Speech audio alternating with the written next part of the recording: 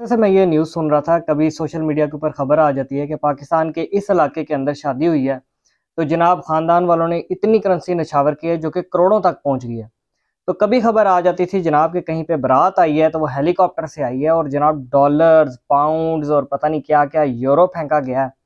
फिर जनाब कुछ दिनों बाद फिर मैंने खबर सुनी कि एक ऐसी शादी की गई है जहाँ के ऊपर बारात जब आई है तो मोबाइल फ़ोन्स फेंके गए हैं बारातियों के ऊपर और बीच में जो लोग थे उनके ऊपर घड़ियाँ फेंकी गई हैं जो कि इम्पोर्टेड थी, सिर्फ़ ये ज़ाहिर करने के लिए कि जनाब इतनी शान-ओ-शौकत है, इतने हम ताकतवर हैं और हमारे पास इतना पैसा है।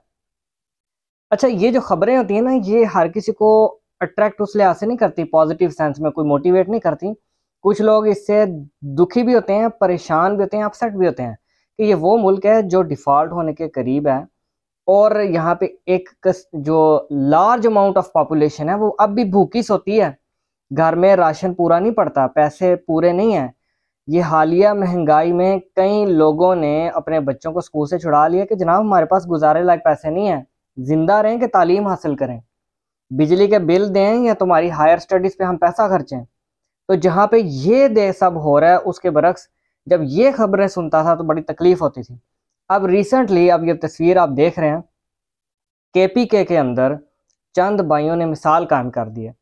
उनकी जब वलीमा सेरेमनी हुई है तो 600 से ज़ायद लोगों को 40 लाख रुपए का राशन और खाना तकसीम किया इन भाइयों ने वलीमे सेरेमनी के ऊपर कि अब जनाब हमारे लिए खुशी का मौका है, लेकिन हम राशन तकसीम करेंगे, हम गुरबा की मदद करेंगे। ये सबसे बेहतरीन तरीक़ाकार है किसी की हेल्प करने का और चैरिटी करने का और ये एक मौका है। यकीन जानिए अगर आप अपनी शादी-ब्याह के मौके को चैरिटी का इवेंट बना लें, अच्छे काम करने का कोई इवेंट बना लें, ये जो 1 दिन की या 2 दिन की आतिशबाज़ी या गोलियाँ चलाना और ये जो बड़े दबा के आप लोग खाने खाते हैं, लाखों रुपए लगा के, वो 2-3 दिन से ज़्यादा नहीं चलना, ना इसका कोई आपको कल को बेनिफिट होना है। बीइंग अ लॉयर मैं समझता हूँ कि लोगों ने लाखों-लाखों की भी शादियाँ की, करोड़ों-करोड़ों की भी की हैं। लेकिन जो चीज़ें बाद में मैटर करती हैं वो पैसा मैटर नहीं करता, वो आपका अखलाक और आपकी तरबियत और बहुत सारी और चीज़ें मैटर करती हैं। आप करोड़ों की शादी भी करके ये एक्सपेक्ट ना कीजिए कि कल को आपकी सेपरेशन नहीं हो सकती, मामलात कुछ और होते हैं और आप ये भी एक्सपेक्ट ना करें कि अगर आपने सादगी से शादी की है, पैसा ज़्यादा नहीं लगाया शादी पे, तो आपकी शादी चलेगी नहीं, कमज़ोर होगी, टूट जाएगी, ऐसा नहीं होता। असल मकसद जो शादी का होता है या वलीमा सेरेमनी का, वो वलीमा तो देखिए सुन्नत है।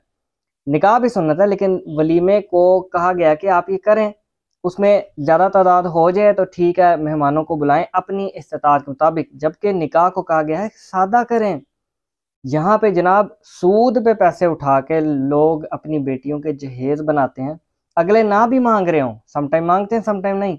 लेकिन यहाँ पे सिर्फ़ अपना डोमिनेंस दिखाने के लिए और जनाब वो जो उन्होंने उधार उठाया होता है शादी करते वक़्त, चाहे बेटी के बाप ने जहेज़ के नाम पे उठाया होता है या लड़के ने उठाया होता है कि जनाब मैं शादी करने लगा हूँ तो 20-25 लाख का मैं उधार उठा रहा हूँ और ज़्यादातर सूद पे होता है।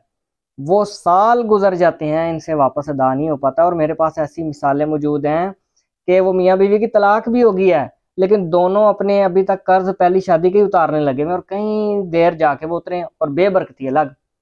तो याद रखिएगा, सीखें, सबक सीखें इन भाइयों से कि वलीमा सेरेमनी में चैरिटी करें, राशन तकसीम करें।